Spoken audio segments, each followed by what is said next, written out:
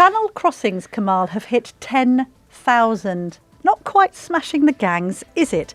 Keir Starmer, fearing a big local election loss to probably reform, has decided to publish new plans to control immigration. Yeah, of course, immigration was one of the big issues that drove the Brexit decision. But hang on, is the PM also planning a little bit of Brexit betrayal as he seeks closer ties with the European Union and even, wait for it, a youth mobility scheme to enable young people from the EU to come to the UK. Referendum vibes, feels very much like a return to free movement to me.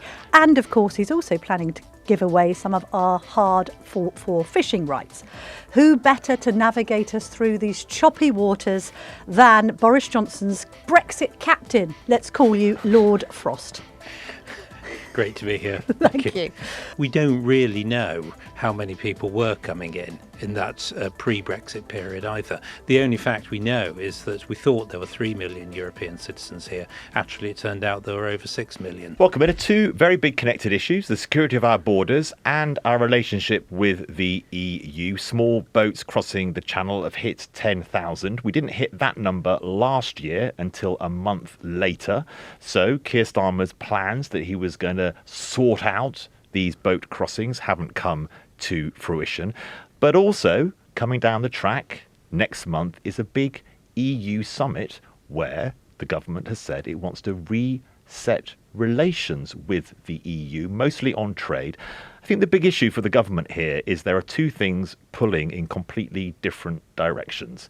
The EU doesn't have that much incentive to stop asylum seekers and irregular immigrants coming through Europe, getting on a boat and getting across to the UK, until we have some form of economic relationship with the EU, which means they have some skin in the game of what happens in the UK. And those two things are in contradiction. The economics might be quite good in some areas for the UK to be more connected with the European Union, but if that means that our borders are even less secure, that becomes a problem. I don't want to be combative in the first few minutes of this podcast, but why are you saying irregular as opposed to illegal out of interest? Because asylum seekers are not illegal, and a lot of the people coming on the boats will be seeking asylum from war areas and will be seeking. So irregular brings together illegal immigration and asylum seekers coming across. Thank you for that clarification, because it has been discussed in the bars and pubs of England, I believe.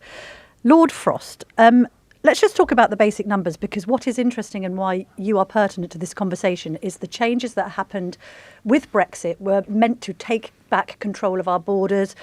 I've lost count of how many times Boris Johnson talked about his Australian points plan on controlling immigration into this country.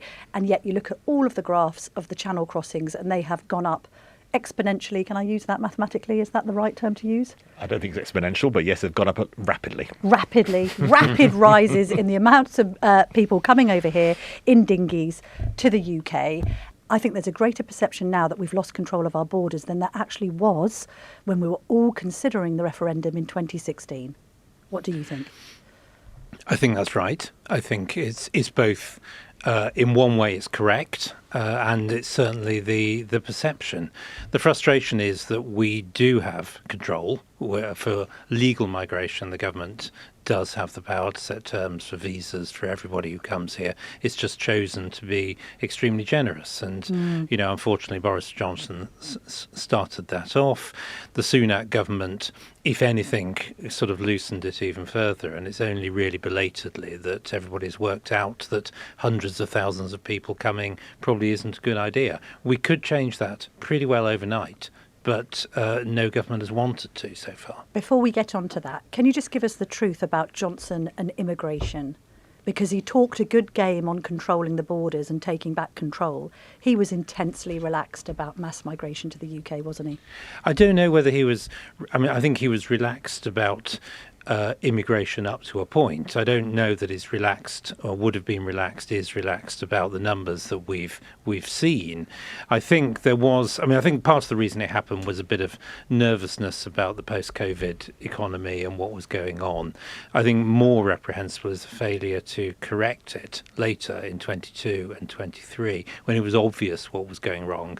And if anything, we loosen the gates still further. So that's the problem I think I think you'll find very few advocates on the right of British politics, however widely defined, for immigration of 500,000 plus every year. Big K, can I give you the stats before you launch into this debate? So when Enoch Powell gave his Rivers of Blood speech in 1968, the population of the UK was 98% white British.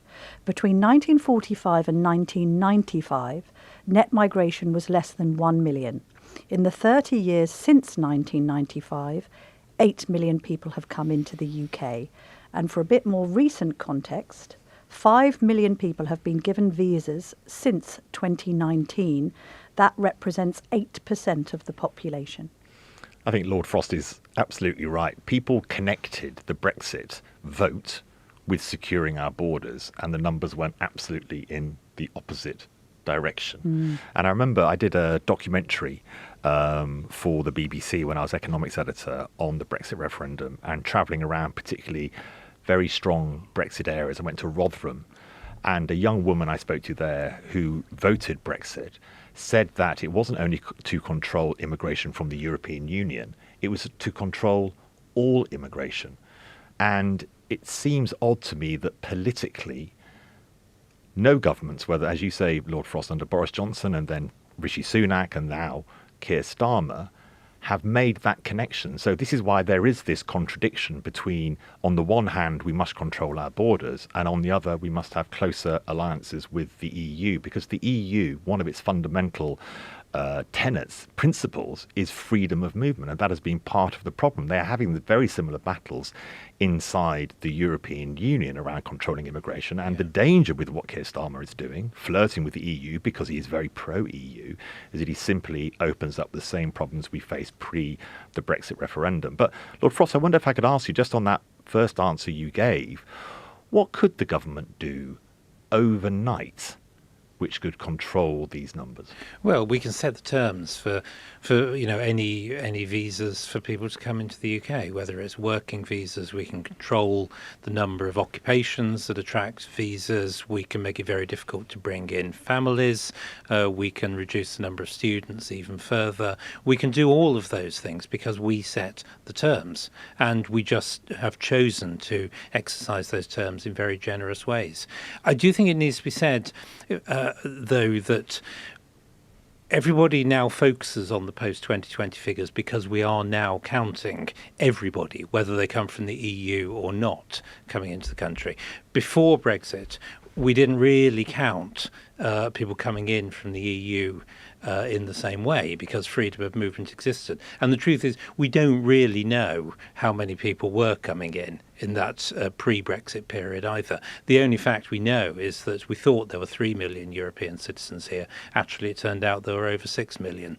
So, this dramatic contrast between pre-Brexit and post-Brexit might not be quite as dramatic as people think. But of course, then the failure to control borders is even stronger. But then that's interesting, isn't it, that you're just saying, look, we just have to be tougher with our visa system, because we had Nigel Farage in Dover last week suggesting that we needed a minister for deportations. Kemi Badenoch made the point on my show on Sunday, by the way. Well, we have one. It's called the Home Secretary. But anyway, and he also suggested, we have to leave the ECHR. We have to tear up the Human Rights Act.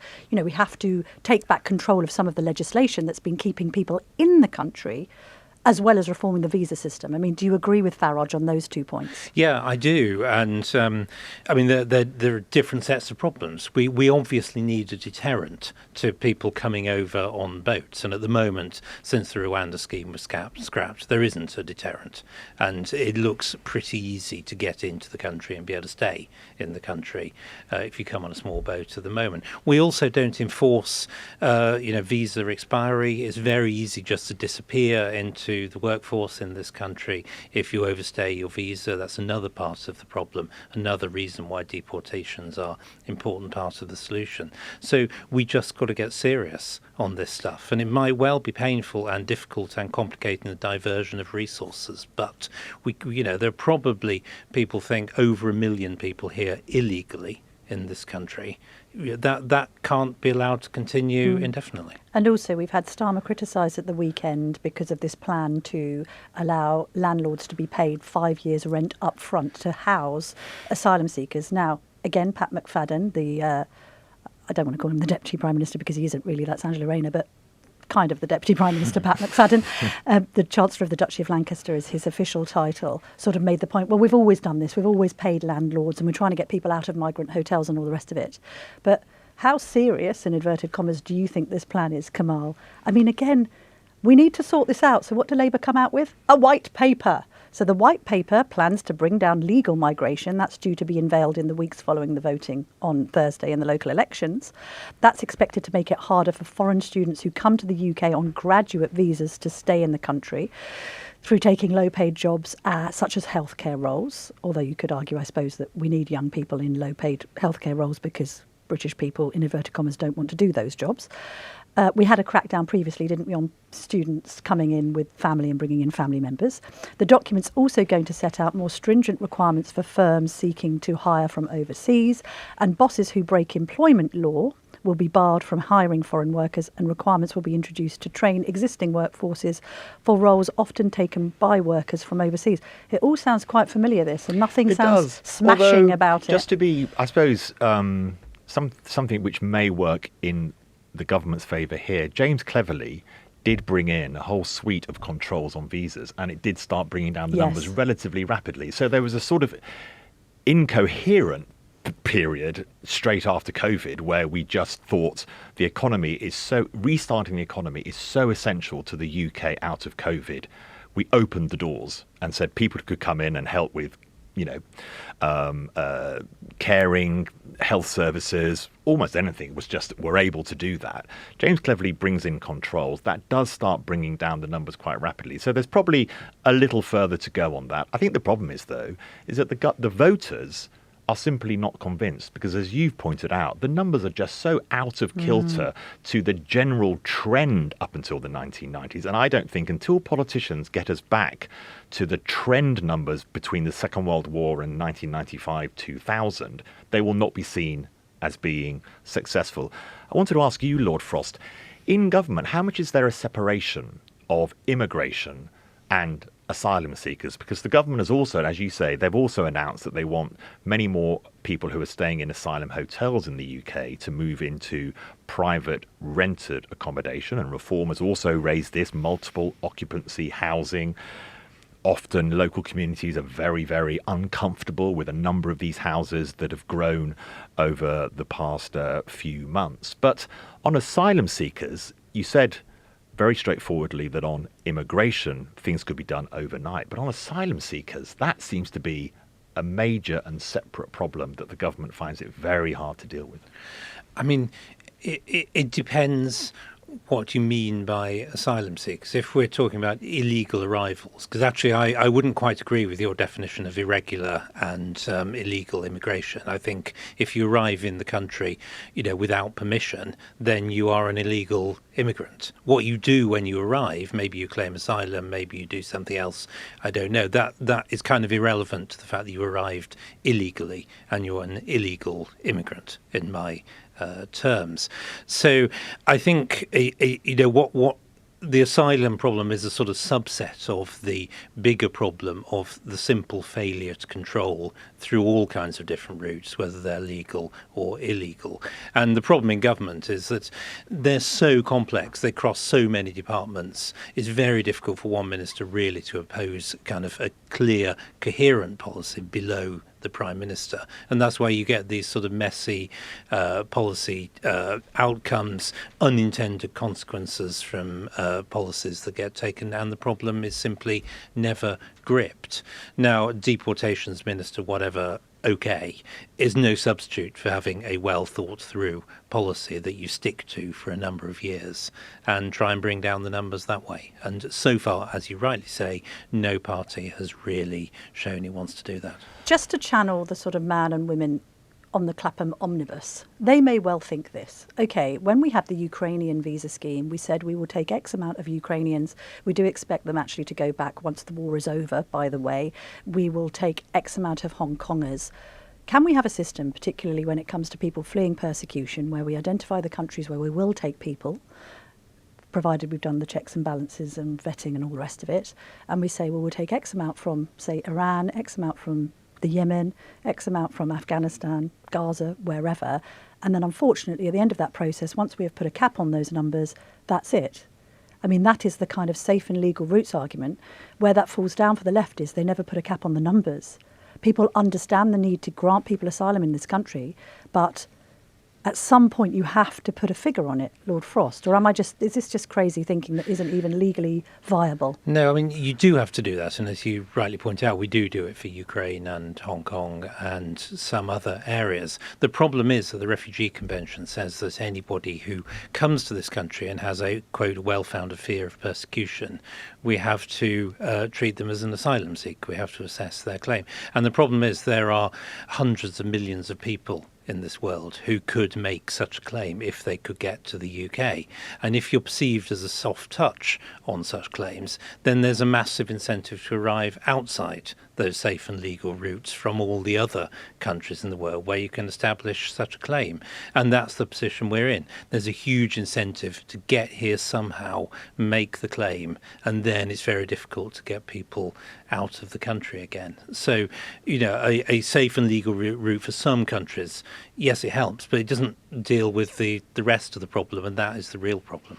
I think Hong Kong was obviously very different from Ukraine. Hong Kong was a citizenship issue because Yes. of our ownership of Hong Kong in the past. Ukraine, you're right. I think another issue, there's a legal issue, as you raise, Lord Frost. There is also an identification issue, and that people, if you're from Ukraine, your citizenship, your passport, it's all very, very clear. Yes. Whereas if you're travelling from Sudan, Iran, Yemen, then people are travelling with no documentation. It's not possible to get documentation. If you are trying to leave Iran, you're in fear of your life, even attempting to leave. So it's about getting out of Iran. And of course, it is illegal. Iran doesn't allow people to leave and come and try and live Yes. in the UK. So this is my point about sometimes using the word irregular. And Lord Frost, I appreciate your add to my comments. But the point is, calling it illegal migration, there's no legal route if you're No. trying to escape persecution from a place which is run by warlords or dictators. And that is the issue here. And I think, Lord Frost, you have absolutely nailed it. And, it doesn't matter which side of the debate you are on, whether it's the Refugee Council that we might describe as on the left or, from Reform on the right. The fact is that 100 million people want to leave where they are living. And there is no system that the West has worked out, frankly, about what we do about that. And I go back to David Cameron's old argument. State building, resilience in those countries, it needs some form of reform elsewhere, you can't control the problem once it's washing up on Dover's beaches. Good point. You were looking just then at a piece by Charles Hymas, who's the Home Affairs editor. Yeah, and then I just wanted to guide our listeners to Charles Hymas. He wrote a piece over the weekend about this issue on asylum seekers and the plans for Serco, one of the private providers of rented housing for asylum seekers. And we'll put the piece in the show notes. But it's got some amazing statistics in it. And it's back to your point, Lord Frost, that under previous governments and Boris Johnson, the number of asylum seekers in hotels rose to record levels by September 2023, over 50,000, and had been going up since December 2022. It then came down to your point, Camilla, can you get a grip of it?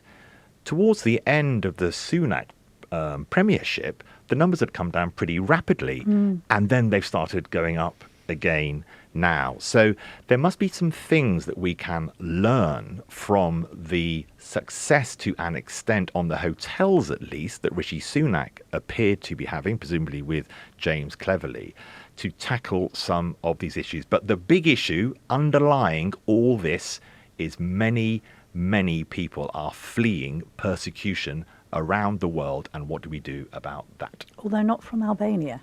I mean, that's cited No, as no, an no, example. that's illegal. No, now that isn't Yes. irregular. It's Yeah. illegal. Yeah. You're not fleeing persecution. Yeah. And I know we had a deal. We signed a deal, Yeah, didn't we, that's with right. Tirana Yeah. to try and stop that from happening. Vietnam as well. It's yes. amazing. There's so many people come here from Vietnam. Yes. And on that graph, Lord Frost, Do you perhaps think that those numbers slightly started to go down because people feared the Rwanda deal? Yeah, I think so. There's the Albania scheme was part of it, and part of it was, the Rwanda scheme. It looked like it was going to come in some form. Probably people were beginning to reassess the kind of calculus of whether it was worth it or not. As soon as it was swept away, obviously that's changed, and hence the numbers have gone back up again. It's obvious. Well, as we said at the beginning of the podcast, Camilla, security of our borders very closely related to our relationships with the European Union. Lord Frost, you'll have been watching this approaching European summit that is going to be in the UK in May. All the European Council panjandrums will be here. My Ursula favourite von der people. Leyen will be here. Camilla, you'll be looking forward to breaking bread with the European Commission Canapes officials. with the EU officials, yeah. When you're looking at the UK government, Lord Frost, what do you think it is that Keir Starmer is trying to achieve? We've had some very warm words from Rachel Reeves about youth mobility coming back. It looks like we want to re-engineer and follow many of the trade rules on food in particular so that we can have more seamless, as it described, trade with the European Union. We know that Keir Starmer is a Europhile and wanted a second referendum to try and get us back into the European Union after the Brexit referendum. What's your judgment on what the government is trying to achieve? Well, it's very hard to tell because they have not been transparent at all about what they're trying to do. When we were doing the talks in 2020, we put out a whole white paper saying what we were trying to do. We haven't had anything like that from this government, so we don't really know what they're trying to achieve.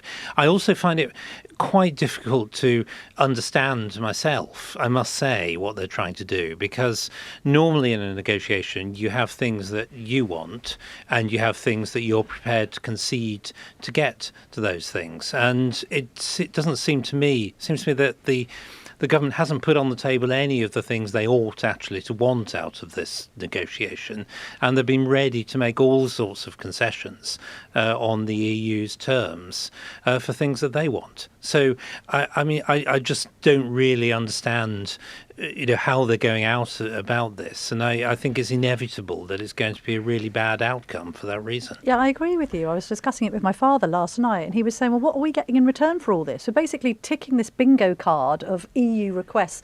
Oh, we'd like to have free movement back for young people. OK, check. Oh, we'd like you to align with our food standards. OK, check. I mean, as if all of the arguments we had about that over the course of the last decade have been completely forgotten. Oh, we'd like more fishing rights in the seas between us. Oh, again, Nigel Farage is clearly kicking off about that, and probably justifiably so. Yeah. And then we also had the Chancellor, didn't we, in Washington, basically saying, well, yes, a US trade deal is important, but probably not quite as important as an EU trade deal, even though we already have free trade with the EU. And that's likely to anger the Americans, isn't it? Without going to align ourselves with the bloc that is most annoying President Trump. I'm not saying, by the way, we should be running around pleasing President Trump at any turn, but if we're in the middle of a trade negotiation with the US, it might be an idea not to so closely align ourselves with Brussels, David? Well, I mean, absolutely. I mean, if I'd been doing this reset, I would have been saying we want things like mutual recognition of food standards. We want better service access and musicians travelling and that sort of thing. And we probably want some better travel provisions like e-gates and the 90-day limit and so on. Those are the things we want. And to get them, maybe we contemplate some sort of foreign policy and defence agreement, maybe even very, very cautiously some sort of youth mobility scheme within limits, if that's what the EU want. We don't give away powers. We don't give away the right to set our law to the European Commission and the EU. We don't give away our fishing rights. We don't give away our climate policy. That's how I would have approached this. But we seem to have made all these concessions, things that ought to be our cards to play in this, like the foreign policy agreement. We seem to have somehow made like our, we're doing it to help them rather than to get anything that we want. I simply don't understand the logic, really, and is going to end up with us giving away a lot of powers to Brussels. And these are going to be very, very difficult to get back. The mobility of young people seems to be a very important part of what the European Union wants from the UK. Let's just listen to the German ambassador, Miguel Berger. He was on LBC, I think it was over the weekend, about why this was a good idea. For me, it is a little bit of a no-brainer, especially because we are speaking here about young people, 18 to 30 years old. And they are the ones who have lost most by Brexit. And we want them to have the possibility, as you said, to live, to study, to experience living in another country and create the bonds which will then be very valuable for the rest of their life. So in my view, it is a non-brainer. And I think the arguments against it are not really convincing because you said very rightly, it's based on a visa scheme. So it's no freedom of movement. It is not migration because people would stay, have the experience and then go back home. And, you know, the United Kingdom has these kinds of youth mobility schemes with Australia, with Canada, even with Montenegro. So I think with 15 or 20 different countries, it has never been a discussion. So I think there's that issue sort of in the mix somewhere. But also the EU wants to be quite careful that it doesn't appear to be giving the UK some kind of special access or special deals that other countries that are in Europe but not in the EU can then similarly demand. I think the big thing that you touched on, Lord Frost, which is what we want from this, is access to the new defence and security spending pot that Macron is starting to build. And we initially were blocked from being able to bid for those contracts. And it seems like that has become part of this discussion. We want to be able to bid for European Union defence contracts in a way that members of the European Union can also do. And that is one of the things that this government appears to want to get from them. Although it strikes me that young people, why does Europe want more youth mobility? Because they want their students to be able to go to our top universities. If there's some problem, for instance, and I've seen it reported last week, you know, there's a problem because the Royal Philharmonic can't easily travel across European barriers to get to concerts around the EU. And oh my goodness me, you know, why is it always this sledgehammer to crack a nut? Just resolve that particular issue. You don't then have to say, oh, anyone in the creative arts can go wherever they like, and completely reverse the result of a referendum that was decided in this country as a once-in-a-lifetime vote by a majority of the electorate. I mean, that's right. The youth mobility thing, I mean, you know, we have youth mobility arrangements with other countries, the Australians, the New Zealanders, the Canadians. They're capped. They're for very short periods. You have to get clearance before you can arrive. They're short-term work visas. They aren't really youth mobility arrangements at all, and they're at very low levels. What the EU has been asking for is that anybody between 18 to 30 should be able to come to this country for 4 years and work. And by the way, we don't get the same rights. Where people from the UK only get to go to one European country, not the whole of the European Isn't that a bit Union. nuts, though? Come on. Now, What do you think? let's see where this comes out. Yes. But really, you know, one is freedom of movement, one is a short-term visa scheme. Now, I'm not sure we should be taking any more, new migration schemes just at the moment for some of the reasons we were talking about earlier. But they're very different things. One is a total breach of principle. One is a kind of little bit more pragmatic. I don't know where they're going to end up on this. Wherever we end up, we should be getting something for it. And we aren't getting anything for it. Absolutely. And we should remind everybody that during the election campaign, Labour said there were, quote, no plans for a youth mobility scheme. Yes. So yet again, like tax, like national insurance, like the myriad of things. Like women are women and men are men. That they said they weren't going to be doing before the election. This is another one of those. Just on the bigger politics of it, Keir Starmer, if he was actually, I think, being really honest, although Number 10 sort of quietly slapped down Rachel Reeves when she said the European Union is frankly more important to us than the United States. In gross trade terms, that is true. And I think Keir Starmer, although Number 10 sort of criticised her for that, sort of through sources, he believes it as well, does he not? He actually would like a position where we are broadly an associate member of the European Union, which would exactly, Camilla, get us into your issue and attack back on the Labour Party, that they would slowly unravel almost by stealth the Brexit agreement. And I think that's what Keir Starmer believes should happen over 5 to 10 years. I agree. I mean, it's obvious. He tried to reverse the referendum. We all know what he actually thinks about these questions. It's only public opinion that's keeping them in this position. Look very closely at the new EU-Swiss arrangement, which is not in force yet, may never be, but they've agreed it, which provides for alignment on goods and food, some more mobility, freedom of movement.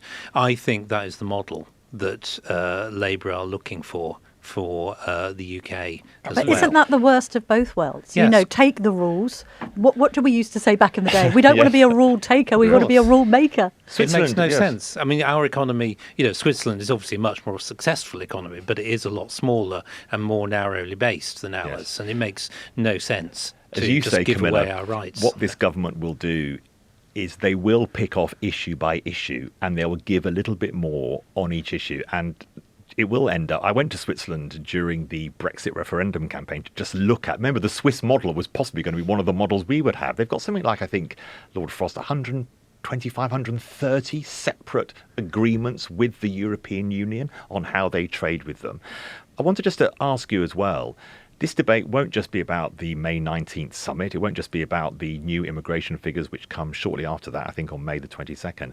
But then next year, and Lord Frost, I'm looking to you for your brilliant expertise here, the Trade and Cooperation Agreement Review, who knew, comes in 2026, which I think is going to give another opportunity for Keir Starmer just to gently push the tide back towards the European Union and unravel the agreements that were made to maintain our Brexit freedoms. Is that because it's 10 years on from Brexit? It's there's provision in the treaty for Right. a review at that point. I don't know where exactly when it'll happen, but there will be a review. I think you're right, and let's not forget the government is pushing through this a sort of carefully named product regulation bill that gives the powers to align our laws with the EU's on all manufactured goods. That will come into force probably towards the end of this year. That's ready for the next review of the trade agreement as well. So I agree with you step by step. I think that's what they're trying to do. And the only way they can achieve this is to give away powers bit by bit back to Brussels, because that's the only terms the EU will do this on. So you have to do that if that's your ambition. So watch this concession after concession by stealth, bit by bit, until we get pulled back into the tractor beam. Oh, And at that time, Camilla, Gosh. as you say, that will put up barriers to any deal with the United States, because that's EU's big trade barrier is not just tariffs, but also non-tariff barriers saying, the US don't align with us on agriculture, the US don't align with us on car safety, so therefore they're not allowed to import. It's not just the US, though.